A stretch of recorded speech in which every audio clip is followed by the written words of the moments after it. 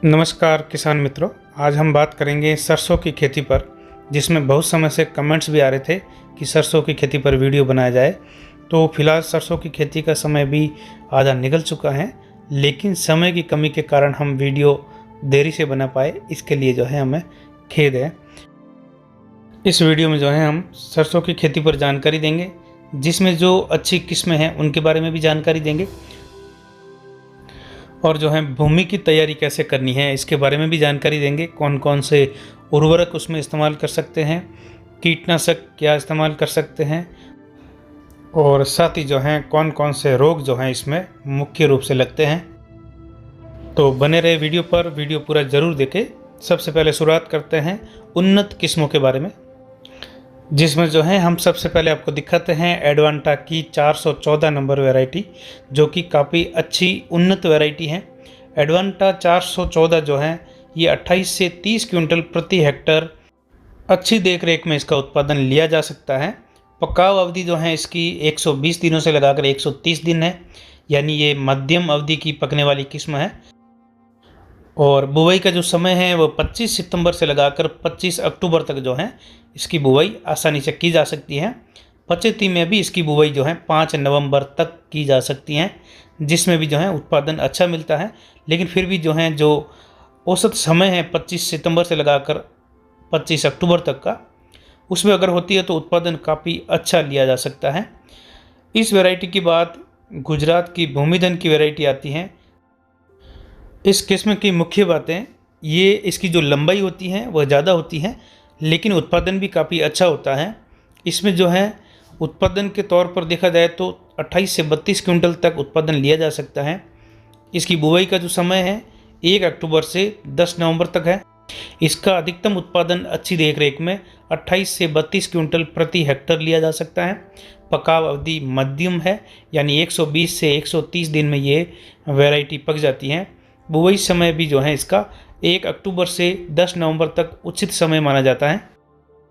साथ ही दाना बड़ा होता है और गहरा काले कलर में भी होता है, यानी गुणवत्ता के हिसाब से भी ये वैरायटी काफ़ी अच्छी है। इस वैरायटी के बाद इसी कंपनी की एक और बोनी वैरायटी है, जो कि पचेती तक बुवाई की जा सकती है, यानी 15 नवंबर तक बुवाई की जा सकती है, जो कि भूमि 19 नाम से आती है। और इसकी जो लंबाई होती है वह कम होती है, लेकिन इसका उत्पादन भूमि 19B19 के बराबर ही होता है, यानी ये वैरायटी भी काफ़ी अच्छी है। लेकिन इसकी लंबाई कम होने से इसके पकने के बाद गिरने की समस्याएं भी काफ़ी कम होती हैं, और इसकी कटाई भी नीचे से ही आराम से हो सकती है। इसका उत्पादन थोड़ा सा कम हो सकता है, लेकिन अच्छी देख रेख में 28 क्विंटल तक हो सकता है। लेकिन इसका जो औसत उत्पादन है 25 से 28 क्विंटल प्रति हेक्टेयर है। पकाव अवधि इसकी कम है, यानी कि ये कम समय में पकने वाली किस्म है। 105 से 115 दिन में पक कर तैयार हो जाती है। बुवाई का समय 1 अक्टूबर से लगाकर 15 नवंबर तक बुवाई की जा सकती है, यानी अभी देखा जाए तो अगले 20 दिन इसकी बुवाई के लिए अनुकूल है। आखिरी दिनों में भी जब बुवाई करनी हो, समय निकल रहा हो, तो इसकी बुवाई आसानी से की जा सकती है। इस वैरायटी के बाद आती है श्रीराम की 1666 वैरायटी। ये किस्म काफ़ी अच्छी किस्म है। इसका भी उत्पादन 414 एडवांटा के बराबर आता है, और ये किस्म काफ़ी ज़्यादा किसानों में चर्चा का विषय बना रहती है।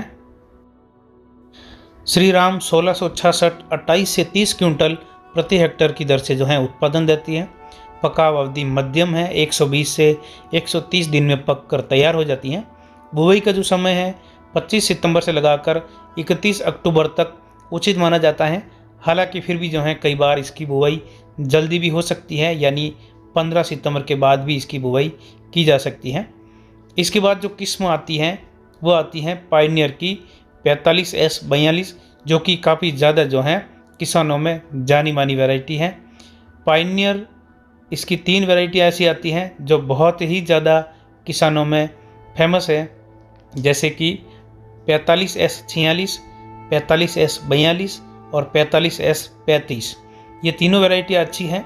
पायनियर 45S46 ज़्यादा दिनों में पकने वाली, 45S42 मध्यम दिनों में, और 45S35 कम दिनों में पकने वाली किस्म है, जिसमें सबसे अच्छी किस्म जो है उत्पादन के तौर पर देखा जाए तो 45S46 सबसे अच्छी किस्म मानी जाती हैं और ये खासकर जो है किसानों के द्वारा ज़्यादातर बोई जाने वाली किस्मों में से है।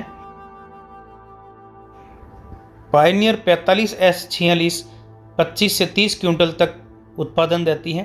पकाव अवधि 120 से 130 दिन है। बुवाई समय 25 सितंबर से लगाकर 31 अक्टूबर तक है। अच्छी देख रेख में कई जगहों पर जो है किसानों द्वारा 35 क्विंटल तक भी इसका उत्पादन लिया गया है, लेकिन औसत उत्पादन 25 से 30 क्विंटल है।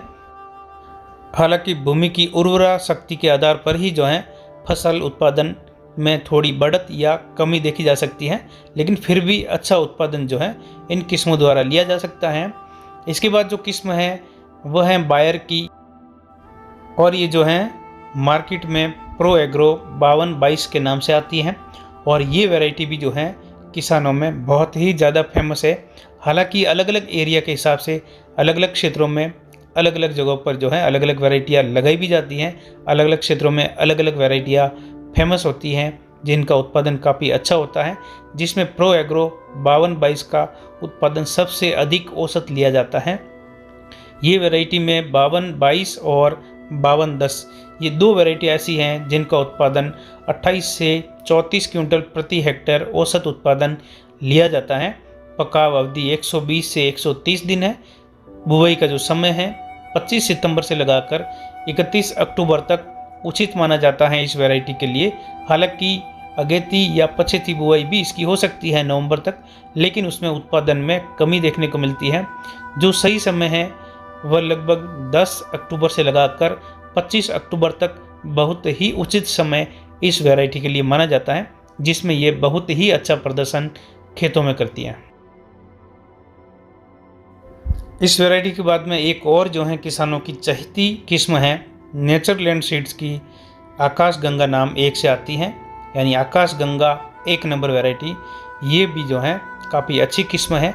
हम उन किस्मों के बारे में बता रहे हैं जो कि पिछले कई वर्षों से किसानों के लिए जो है अच्छा उत्पादन दे रही हैं और किसानों के द्वारा सबसे ज़्यादा पसंद की जा रही है।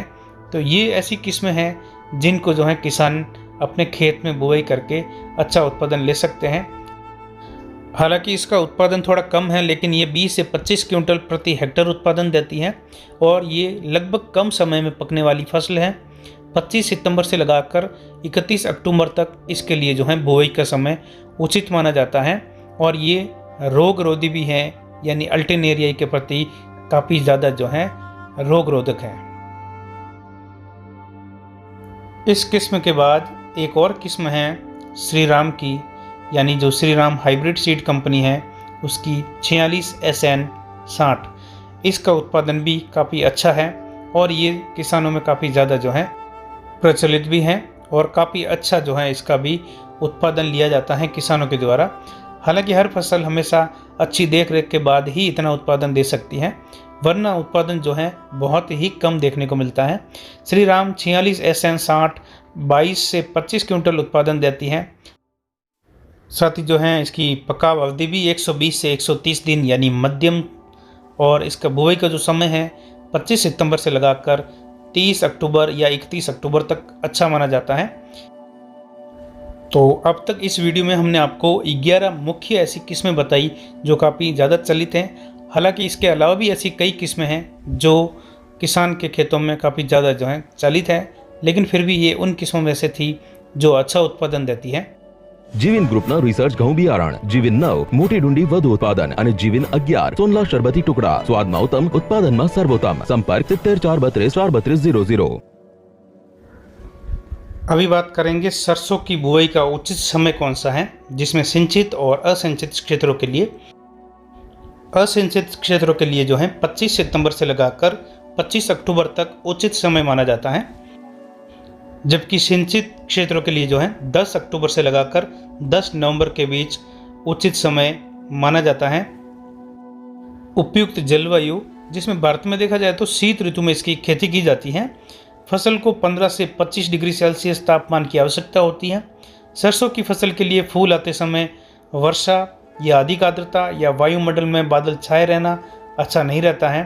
अगर इस प्रकार का मौसम होता है तो फंगस के साथ ही जो है माहू या तेला या चेपा जिसे बोलते हैं या एफिड बोलते हैं, इसका प्रकोप काफ़ी ज़्यादा बढ़ जाता है। सरसों की फसल के लिए भूमि का चयन, सरसों की खेती रेतीली से लेकर भारी दोमट, मटियार या और जो चिकनी मिट्टी होती है उसमें भी की जा सकती है, लेकिन बलुई दोमट मिट्टी सबसे अच्छी होती है।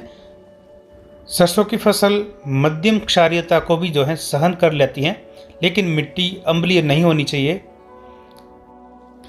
सरसों की फसल के लिए खाद एवं उर्वरक प्रबंधन, मिट्टी की गुणवत्ता बनाए रखने के लिए और अच्छे उत्पादन के लिए जो है 15 से 20 टन सड़ी हुई गोबर की खाद सरसों की खेत तैयार करते समय जरूर डालें, इससे ऑर्गेनिक कार्बन बना रहेगा। सरसों की बुवाई के लिए 12-32-16 NPK का प्रयोग जरूर करें। DAP से काफ़ी अच्छी गुणवत्ता वाला उत्पादन मिलता है। सरसों की खेती के लिए नाइट्रोजन यानी नत्रजन 100 किलोग्राम, फॉस्फोरस 80 किलोग्राम और पोटास 60 किलोग्राम की आवश्यकता होती है। हालांकि SSP यानी सिंगल सुपर फॉस्फेट का प्रयोग DAP से काफ़ी ज़्यादा असरकारक होता है। इसमें सल्फर अच्छे उत्पादन के लिए काफ़ी ज़रूरी होता है, यानी अगर प्रति हेक्टर 30 से 40 किलो सल्फर डाल दिया जाए तो फसल उत्पादन 15 से 20% तक जो है बढ़ सकती है। किसानों को सरसों की खेती के लिए खेत की तैयारी सबसे पहले मिट्टी पलटने वाले हल से जुताई करनी चाहिए। इसके पश्चात 2 से 3 जुताई देसी हल से या कल्टीवेटर से करना चाहिए। अच्छी जुताई हो जाने के बाद खेत में जो उर्वरक डालने हैं उनका प्रयोग ज़रूर करें, जिसमें सल्फर या गंधक इसका प्रयोग ज़रूर करें। सल्फर 15 से 20% उत्पादन बढ़ाता है। 30 से 40 किलोग्राम प्रति हेक्टर सल्फर का छिड़काव करके अच्छे से जो है फिर से पाटा लगा देना चाहिए। पाटा लगाने के बाद बुवाई की अगली तैयारी करनी चाहिए, जिसमें बीजोपचार सबसे पहले करना चाहिए। बीजोपचार यानी सीड ट्रीटमेंट करके ही हम जो है फसल की पहली नींव रखते हैं। बीजोपचार के लिए 12% कार्बेंडाजिम प्लस मैनकोजेब 63% का मिक्सर यानी 3 ग्राम प्रति किलोग्राम बीज के हिसाब से पाउडर मिलाकर या जो है थोड़ा सा पानी मिलाकर छींटे लगाकर भिगो देना चाहिए। उसके बाद में हल्का सुखाने के बाद अगली बुवाई की तैयारी करनी चाहिए। सरसों की बुवाई कतारों में ज़रूर करें और जो बीज की दूरी है वो 12 से 15 सेंटीमीटर रखें और कतार से कतार की दूरी 25 से 35 सेंटीमीटर, बीज की गहराई 3 से 5 सेंटीमीटर रखें।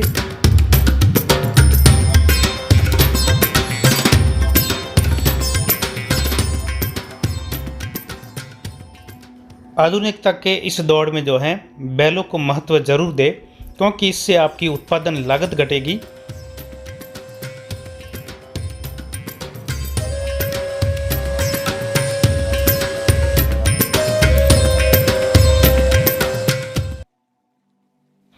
सरसों की फसल जब 15 से 20 दिन की हो जाए उगने के बाद उस समय NPK 19-19 का स्प्रे जरूर करें।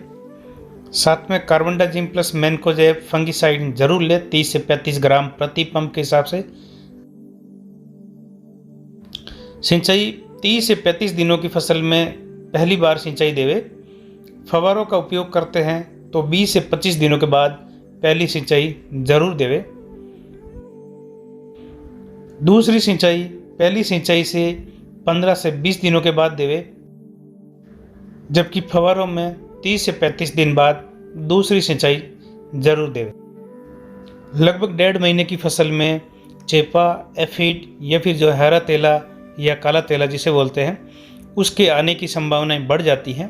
उस समय NPK 19-19 के साथ में इमिडाक्लोरपिड ज़रूर स्प्रे करें। साथ में एक बार फिर से फंगिसाइड लेवे और पहले स्प्रे के लगभग 30 दिनों बाद ये स्प्रे कर सकते हैं, जिसे कीट आने से पहले ही नियंत्रित किया जा सकता है।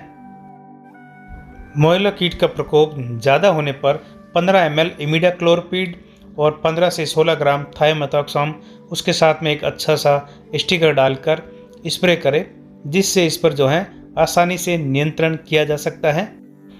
इसमें दूसरा मुख्य जो कीट आता है आरा मक्खी और बालदार सुंडी का प्रकोप ज़्यादा होता है। इसकी रोकथाम के लिए मेलाथियान 5% WP 25 से 30 किलोग्राम प्रति हेक्टेयर की दर से बुरगाव करें, या मेलाथियान 50% EC 1 लीटर, या डाइक्लोरावास 76% EC, या क्यूनालफॉस 25% EC 1 लीटर 500 लीटर पानी में डालकर छिड़काव करें। खेतों में विशेष ध्यान जरूर देवे। जब फूलों का समय हो उस समय मधुमक्खियों का खासकर ध्यान रखें। छिड़काव हमेशा 2 बजे के बाद ही करें और हो सके तो उस समय कम से कम कीटनाशक का प्रयोग करें। ज़्यादातर नीम ऑयल बेस्ड या जो है अजाडीरेक्टिन 10,000 ppm नीम ऑयल का छिड़काव करें। जहाँ तक हो सके कीटनाशक से बचाए रखें जब फूलों का समय हो। सरसों की फसल में लगने वाले फंगिसाइड के लिए सबसे अच्छा टेबुकोनाजोल 10% प्लस सल्फर 65% WG इसका प्रयोग करें। इसमें जो है लगभग ये हर प्रकार के हल्के फंगस को कंट्रोल कर लेगा। हालांकि कोई फंगस ज़्यादा भी होगा तो भी जो है ये आसानी से कंट्रोल करेगा। यानी फंगस आने से पहले ही अगर आप टेबुकोनाजोल प्लस सल्फर का प्रयोग करते हैं, ये आप NPK 19-19 के साथ में भी जो है बीच में फूल आने से पहले कर सकते हैं, जिससे फंगस की समस्या से जो है छुटकारा मिल जाएगा। यानी फंगस आने से पहले ही जो है कंट्रोल में रहेगा। इसीलिए किसान को हमेशा ये ध्यान रखना होता है कि फंगस आने के बाद स्प्रे न करें, उसके पहले ही जो है आपको स्प्रे करना चाहिए हल्की मात्रा में, क्योंकि कोई भी फसल है तो उसमें रोग आएगा ही। उससे पहले ही जो है आपको पौधे को सुरक्षित कर देना चाहिए। तो दोस्तों आज हमने वीडियो बनाया है सरसों की खेती पर। ये वीडियो आपको कैसा लगा कमेंट्स करके ज़रूर बताएं और अपने क्षेत्र का भी नाम ज़रूर लिखें और वीडियो को लाइक करें, अपने दोस्तों में शेयर ज़रूर करें। तो अभी की जानकारी के लिए इतना ही। आगे की जानकारी के लिए बने रहे चैनल पर। नमस्कार। जय जवान जय जैविक किसान।